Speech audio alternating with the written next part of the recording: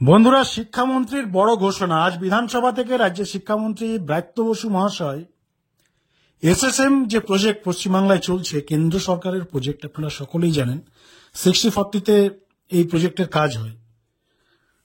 শিক্ষা রিলেটেড সমস্ত ডেভেলপমেন্ট এবং তার সঙ্গে এসএসএম কর্মী যারা রয়েছেন, অর্থাৎ শিক্ষক শিক্ষিকা থেকে শুরু করে শিক্ষাকর্মী সকলের যে মাইনা বা পারিশ্রমিক এই এসএসএম এর ফান্ড থেকেই দেওয়া হয়, আপনারা সকলেই জানেন। আমরা আজ থেকে কিছু সপ্তাহ আগে একটা খবর করেছিলাম, যেখানে আমরা আপনাদের জানিয়েছিলাম যে এসএসএম এর যে বরাদ্দ, যে বাজেট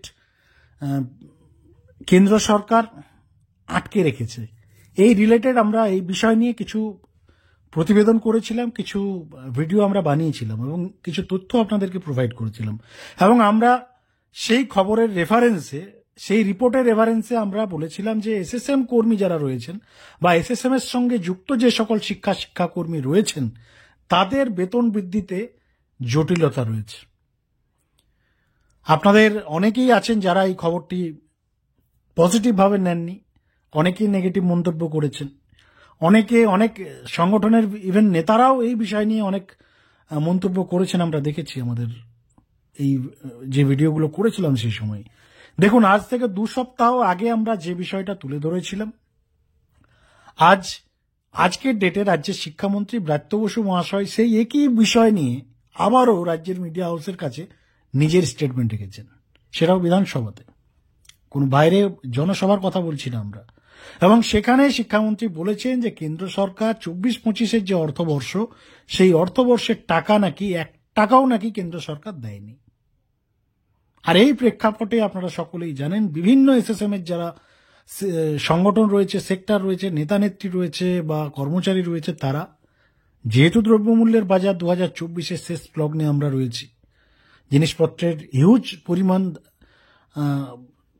একটা আমূল পরিবর্তন হয়েছে জিনিসের দামে, যার ফলস্বরূপ যে পারিশ্রমিক তাদেরকে দেওয়া হয়, সেই লাস্ট 5-7 বছর আগে তাদের বেতন বৃদ্ধি করেছে রাজ্য সরকার 8,000, 7,000, 10,000।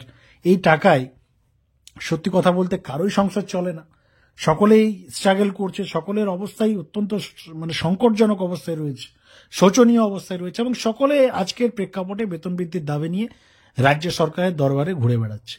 কেউ মুখ্যমন্ত্রীর কাছে যাচ্ছে, কেউ ওএসডি, কেউ শিক্ষামন্ত্রী, কেউ বিকাশ ভবন, কেউ শিক্ষা দপ্তর, আবার কেউ রাস্তায় নামার ডাক দিচ্ছে।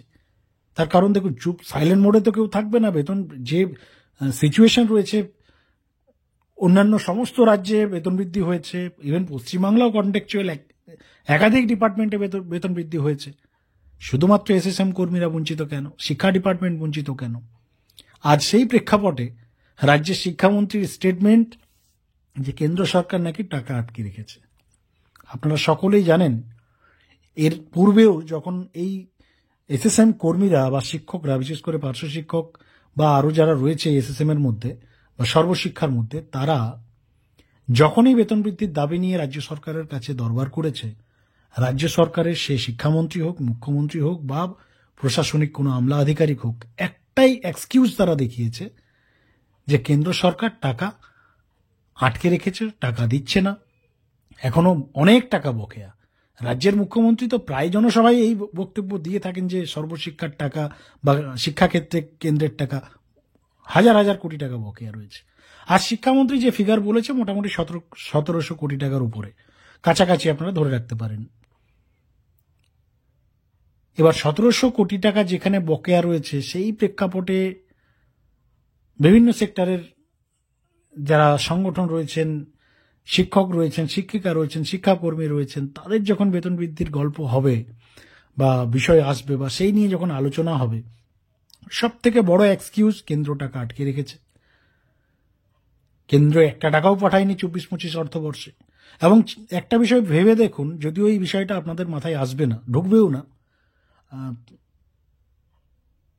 কিছু নিউজ চ্যানেল রয়েছে শাসক দলের, স্ট্যাবলিশ নিউজ চ্যানেল, শাসক দলের ট্যাগমার্কা কিছু নিউজ চ্যানেল, যারা এই খবরগুলোকে প্রচার করে, যারা এই খবরগুলোকে স্ট্যাবলিশ করার চেষ্টা করে বা জনসাধারণের কাছে এই বার্তাগুলোকে পৌঁছে দেওয়া হয়। আজকে দেখুন, 24 ঘন্টা আমরা নাম নিয়ে বলছি, নিউজ 18 বাংলা, এগুলোকে একটু বড় বড় করে ঘটা করে তারা এই খবরগুলো প্রকাশ করেছে। অর্থাৎ কিছু বিষয় থাকে রাজ্য সরকারের যেগুলো সাধারণ মানুষের কাছে রাজ্য সরকার ইচ্ছাকৃতভাবে পৌঁছে দেওয়ার চেষ্টা করে।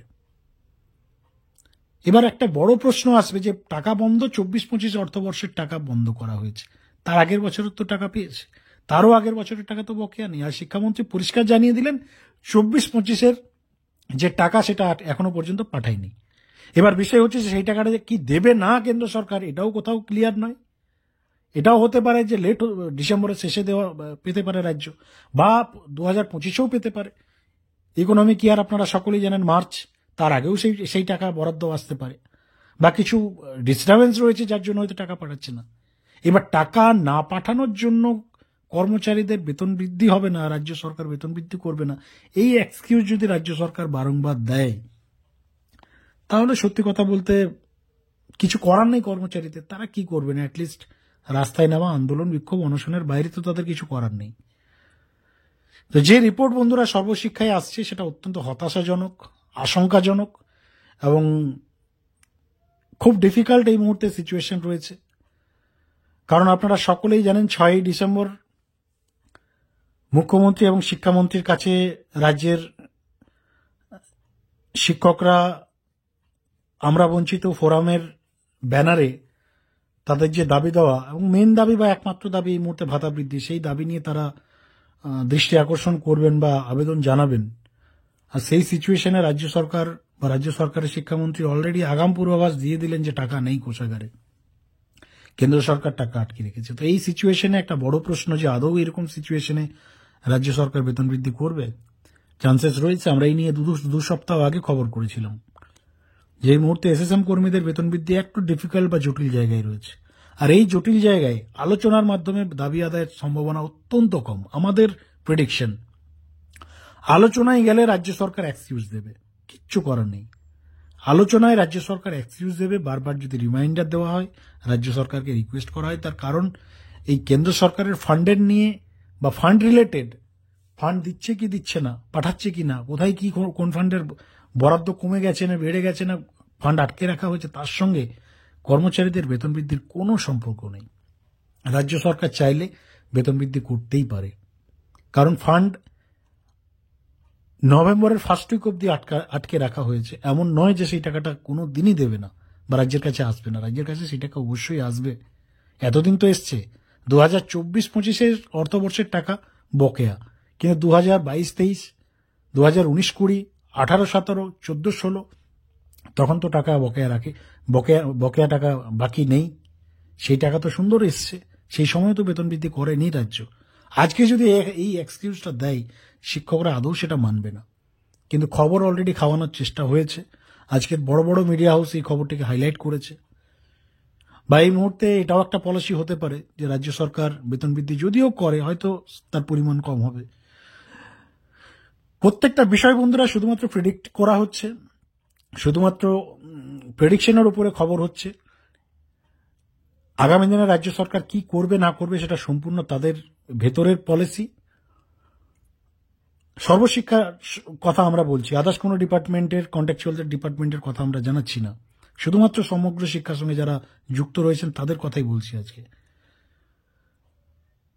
আপনাদের এই সমস্ত বিষয়ে কি মন্তব্য, রিয়েকশন লিখে জানাবেন, এবং চ্যানেলে নতুন থাকলে অবশ্যই চ্যানেলটি সাবস্ক্রাইব করে রাখবেন এই রিলেটেড পরবর্তী খবরের জন্য।